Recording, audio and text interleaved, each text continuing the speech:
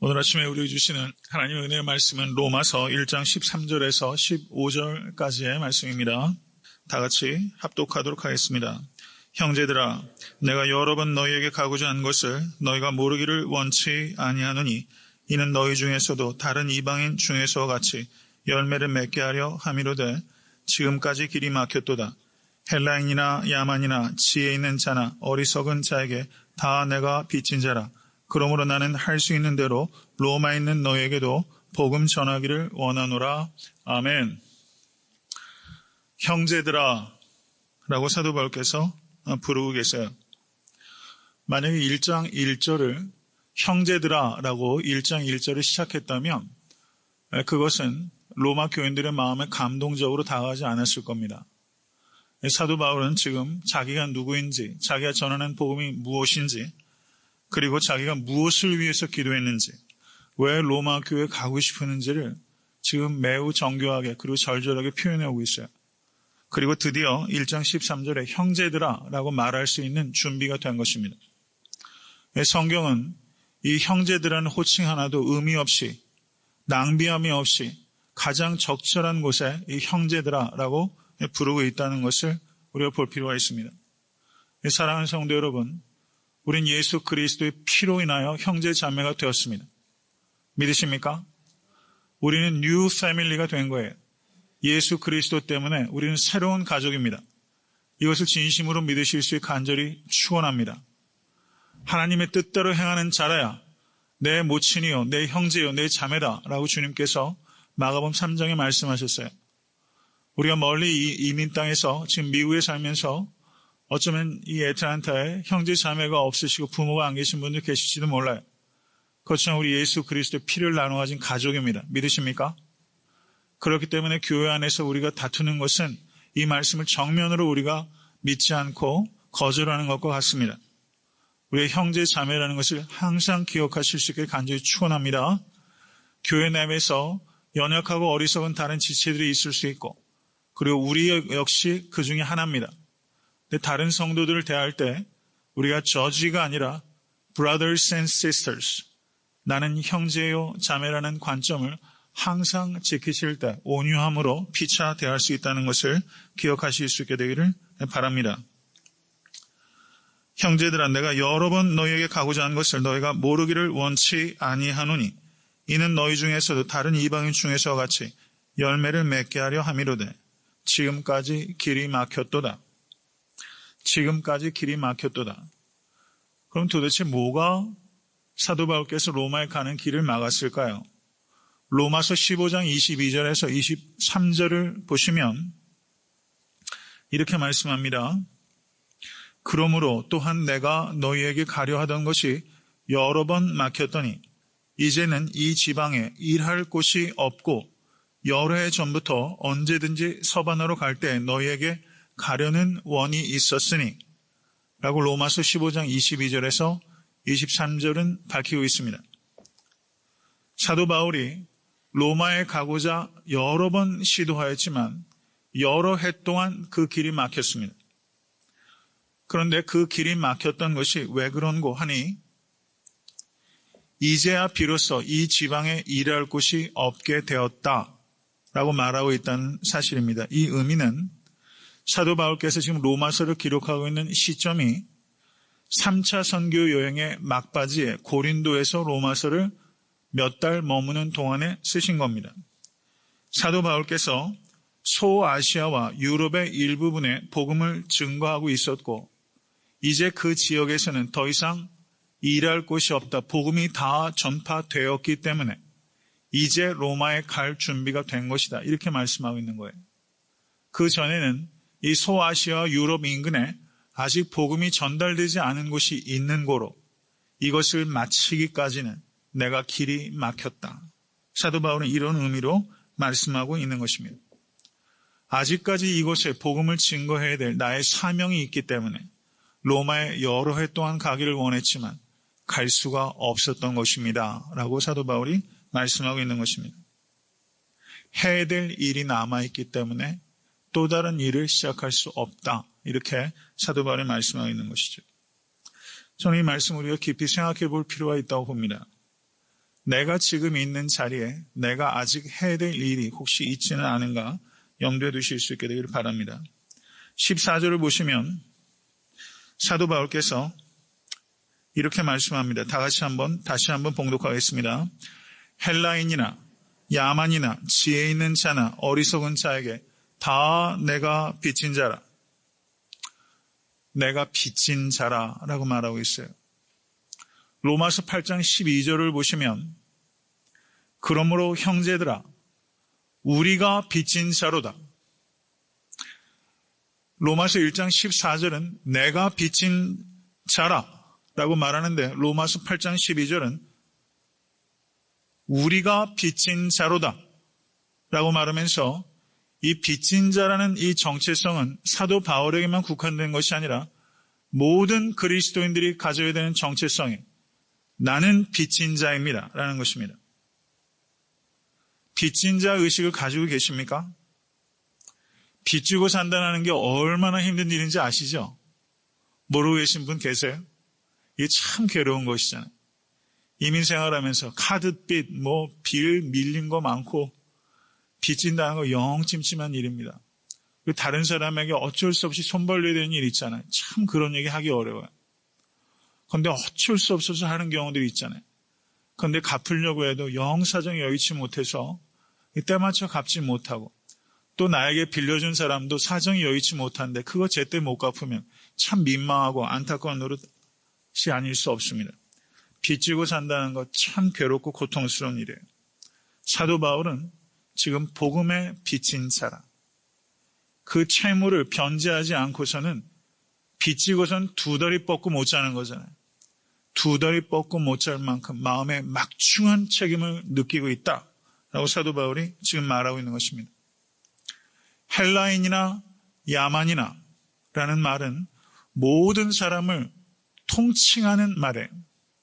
지혜 있는 자나 어리석은 자나 이 말 역시 모든 세계 사람들을 지혜 있는 사람과 어리석은 사람으로 분류할 수 있습니다. 헬라 사람이란 그리스 컬처의 영향 아래에 있는 사람. 좀 더 세분화해서 말하면 그릭 스피킹 하는 사람이에요. 그리스어를 말하는 사람. 지식인이라고 말할 수 있습니다. 그리스 문화의 영향 안에 있는 사람과 그렇지 아니한 사람. 이게 헬라 사람들이 세상 사람들을 분류하는 기준이에요. 유대인들은 세상 사람들을 구분할 때 어떻게 구분합니까? 유대인과 이방인으로 구분해요. 다 셀프-센터드 된 거예요. 중국 사람들은 중화인과 또 그 외의 사람들 이렇게 분류하지 않습니까? 사도 바울이 빚을 졌는데 내가 누구에게 빚 졌는가? 헬라인과 야만인이나 지혜 있는 자나 어리석은 자나 나는 모든 사람에게 빚진 자입니다 라고 말하고 있습니다. 그 마음의 막중한 책임감을 보세요.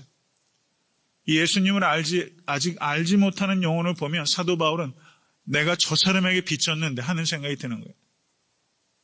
빚졌는데. 사랑하는 성도 여러분, 복음이 필요하지 않은 사람은 한 사람도 없다는 뜻입니다. 믿으십니까?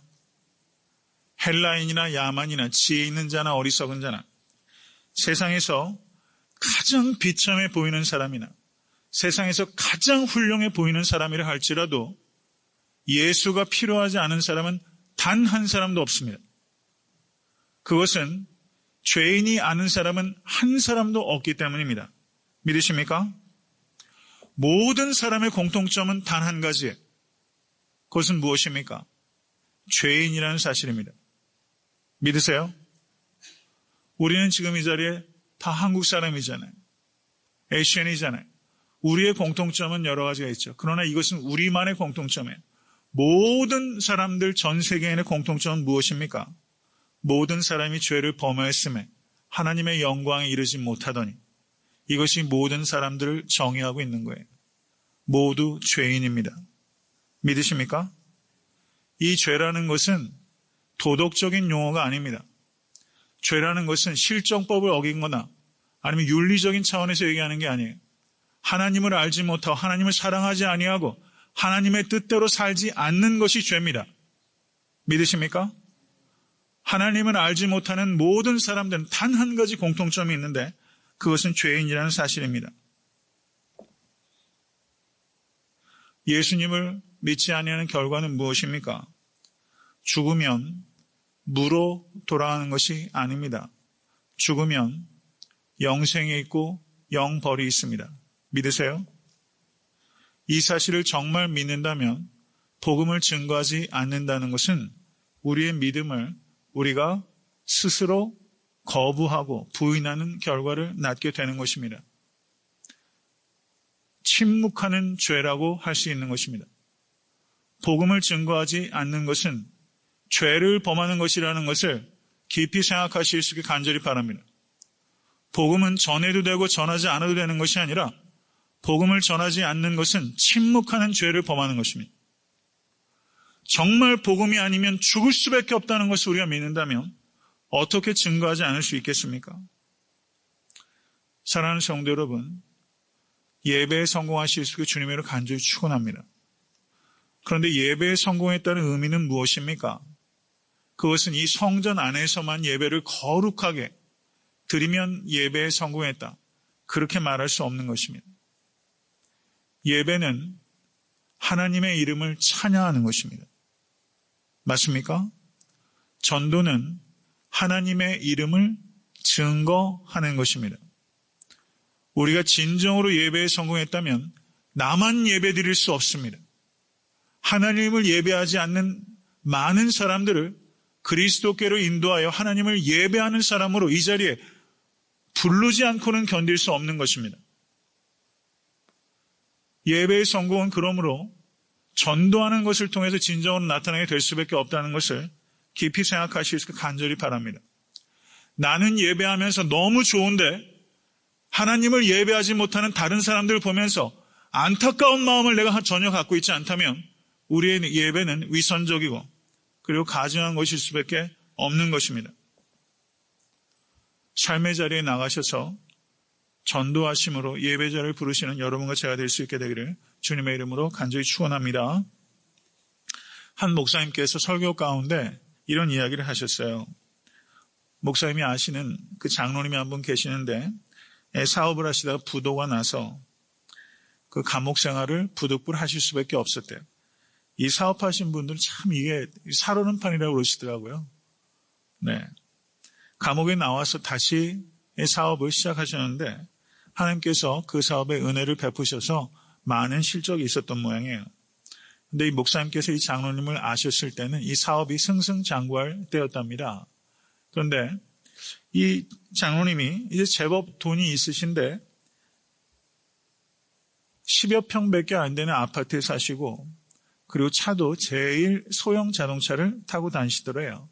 목사님께서 좀 의아하셨나 봐요. 근데 나중에 왜 그렇게 검소하게 사시는가를 이유를 알아보니 이 장로님께서 부도가 나서 감옥에서 형살이를 했지만 나오셔서 자기 때문에 어려움을 겪고 있는 사람의 그 빚을 다 갚느냐고 자기가 사업에 크게 성공했음에도 불구하고 그렇게 검소하게 사셨다는 거예요. 그래서 목사님께서 이 마음에 잔잔한 감동이 있으셨죠. 이 장로님이 목사님께 어느 날 이런 말씀을 하시더랍니다. 목사님, 빚 갚는 거 참 재밌습니다. 저는 빚 갚는 재미로 삽니다. 이런 말씀을 하셨대요. 빚 갚으면 두 다리 뻗고 잘 수 있지 않습니까?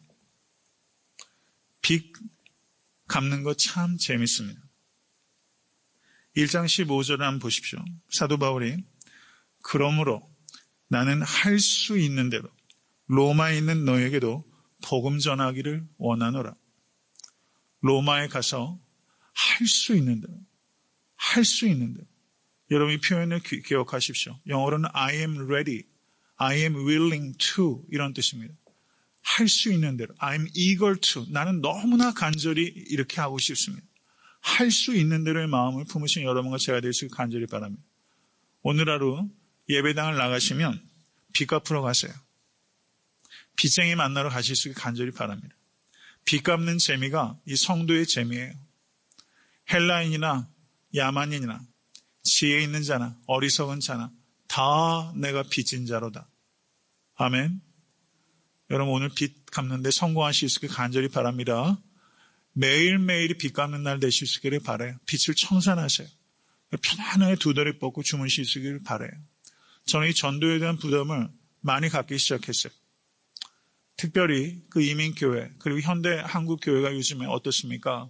불신자들이 교회 안으로 오실 수 있어야 되는데 불신자들이 예수 믿게 되는 일들이 너무나 보기가 드물어요.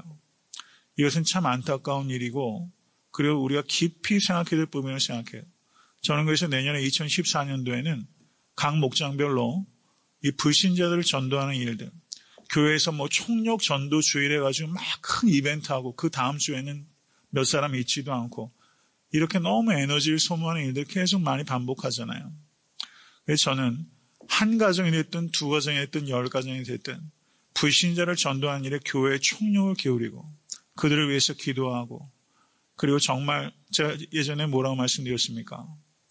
전화하고 방문하고 같이 식사하고 시간을 내고 헌신하고 그렇게 하다 보면 마음에 감동이 있죠. 내년에는 정말 불신자 전도하는데 교회가 힘을 다할 수 있기를 간절히 바라요. 우리가 큰 예배초소를 얻었기 때문에 이 자리에 사람을 채워야 되기 때문이 아닙니다. 예수님을 믿지 않으면 영벌이 있기 때문에 우리는 전하지 않을 수가 없어요. 불신자를 여러분 찾아가셔서 빛을 갚는 오늘 하루 될 수 있게 간절히 바랍니다. 주변을 둘러보세요. 할 수 있는 대로 내가 복음 전하기를 원하노라. 저를 따라하십시오. 할 수 있는 대로 내가 복음 전하기를 원하노라. 나는 빚진 자라. 이 의식을 가지고 평생 동안 살아가셔서 주님께 칭찬받는 성도 되실 수 있게 되기를 주님의 이름으로 간절히 축원합니다.